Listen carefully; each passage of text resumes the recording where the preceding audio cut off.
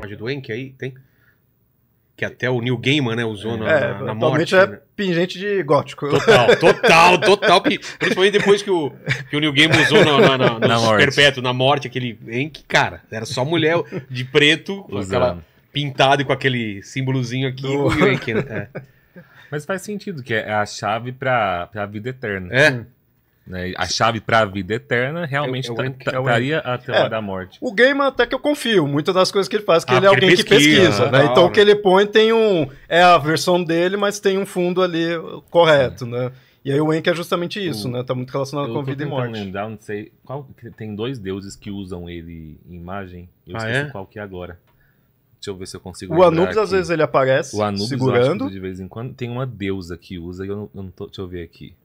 Enki em deusa. Porque justamente tipo assim, o Anubis sendo é um símbolo morte. Que faria sentido qualquer deus egípcio estar usando. Sim. Mas ele é o formato dele tem alguma explicação ou não? Que parece uma cruz, né? Há quem diga que isso também tem variações do que como que seria, mas essa ideia desse círculo em cima tá muito essa questão de morreu, mas não que vai retornar, né, igual a gente explicou, mas morreu, mas ainda vai viver, né, no próximo mundo, né? Naquele ali, como se fosse morrer e estaria um ciclo ali em cima. Né? Isso. Eu confesso que eu não lembro de já ter lido sobre a questão do significado do Enki. O que eu lembro de ter lido já, e aí é um terreno um tanto espinhoso, vai ter muita gente discutindo, tem uma autora que é a Karen Armstrong, que ela tem um livro que é um livro da história de Deus. Como é que é? A história de Deus, o nascimento de Deus, alguma coisa de Deus. Ela é uma das autoras que vai falar sobre como que os símbolos que eram presentes no Egito Antigo facilitaram para que no momento em que o cristianismo fosse apresentado para aquelas pessoas, muitos símbolos fossem facilmente identificáveis, né? A ideia de sair do Enki para cruz, né? A ideia de você pensar num Deus que foi vivo, como humano, que viveu entre nós, mas que morreu e voltou e ascendeu para um trono, que é Osíris, né? Então, assim, quando chega e fala, você conhece Osíris, tem outro cara aqui, ó, Jesus fez a mesma coisa. Tipo assim, não é muito difícil associar, e principalmente... eu acho que eu botei uma imagem aí da Isis amamentando. Aí que é o ponto que a Karen Armstrong vai trazer no livro dela, da Isis, da imagem da Isis amamentando Horus, que se tornaria a imagem da Virgem Maria amamentando Jesus, né? Cara, muito. Então, assim, é muito... O que você acha dessas ideias? Total. Não, quem assistiu o Zeitgeist, já assistiu o Zeitgeist, né? Eles fazem essas comparações, né? Solstício com... É o seguinte, eu costumo... Pode falar! Que assunto que eu não queria ter trazido. Mas é assim, eu costumo não querer entrar em nada... Não querer aceitar qualquer hipótese, qualquer leitura que eu leio que vem muito com cara de teoria da conspiração. Existem coisas que são fato, tipo assim, a igreja... Vou usar o termo aqui, igreja católica. A igreja católica conseguiu ter o poder e a relevância que tem mundialmente por ser uma excelente estrategista política. Claro. Né? E a gente sabe, tenho muitos católicos na minha família, né? Inclusive tem pessoas dentro da igreja que, inclusive, assim, quando você conversa com alguém que é padre, que é diácono, mas que estudou história e tem a mente um pouco mais aberta, todos eles confirmam, sem questionar, que, por exemplo, datas que a Igreja Católica estabeleceu, por exemplo... Nós já tivemos aqui programas que falaram isso. Vocês têm muitos programas sobre isso aqui, então não precisa nem... O próprio Natal foi feito em cima disso. Então, assim, já vieram pessoas mais estudiosas para explicar esses pontos aqui.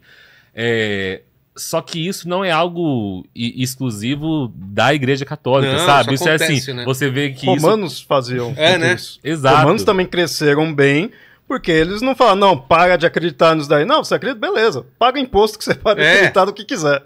Então, sempre que você vê alguém trazendo qualquer uma dessas ideias num tom acusatório, seja para falar assim... Desmerecendo tanto o cristianismo quanto a alguma religião antiga, como tipo assim, não, isso aqui roubou, isso aqui de tal cultura. Gente, tava todo mundo reaproveitando e reciclando tudo de todas as culturas. A galera se movimentava, vinha aqui, levava ideia. Tava exato. Sabe, isso continua acontecendo até hoje. O próprio Alexandre, que você vê na série lá, ele faz isso, né? Então, ele vê aquilo, ele quer o poder, quer que as pessoas aceitem ele como Deus vivo. Sim. Então ele encampa aquela ideia para os mitos dele Você vai absorver aquilo lá que você sabe que é útil, de repente ele achou parecido. Não, ele achou parecido. Os caras os adoram o sol. Então, ele falou, a gente faz isso também. E aí a gente chega num ponto que é legal. Pra ele era Zeus, né? E pros caras é outro nome. A gente chega num ponto que é legal, que tem a ver com o que você falou no começo da discussão. Quando você falou a galera se reunia em volta na fogueira, né? E aí o Léo pegou o ponto de falar, era pra... Qual foi a palavra que você usou? Não era motivo pra dar uma sentido. Pra dar sentido. E aí tem um livro que também vai ser, que alguns historiadores não gostam dele, mas é do Kenneth C. Davis, que chama Tudo que Precisamos Saber, mas Não Aprendemos sobre Mitologia. Algo nesse sentido. E aí, quando você falou da fogueira, eu lembrei que a introdução desse livro, ele começa falando assim, que quando ele estava estudando sobre tal mitologia, ele foi no cinema assistir O Senhor dos Anéis, o terceiro, né? O Retorno do Rei.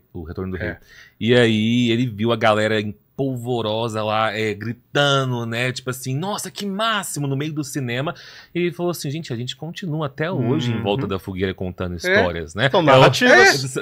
São narrativas. E é porque essas narrativas, elas trazem algo pra gente. Cara. Sim, que é isso aqui? E isso que é interessante, que eu lembro que eu falei que eu gosto de dizer que que dá sentido, não explicação. Exato. Porque algumas coisas pode até ser que explica ali, mas isso daí acaba caindo numa imagem que eles eram primitivos, eles não conheciam. Não é exatamente isso daí, vai muito além. Fazer sentido. Sim, tem que fazer sentido, tem que dar motivação para aquela pessoa ali, para aquele indivíduo. Da mesma forma, a gente assiste Senhor dos Anéis, a gente não vai achar que aquilo lá explica nada. Mas dá sentido. Mas dá o sentido. Tem uma mensagem, tem um porquê de ser daquele jeito, né? Então eu acho que essa ideia de dizer que dá sentido, muito melhor do que falar que dá alguma explicação. Então, às vezes o pessoal usa, mas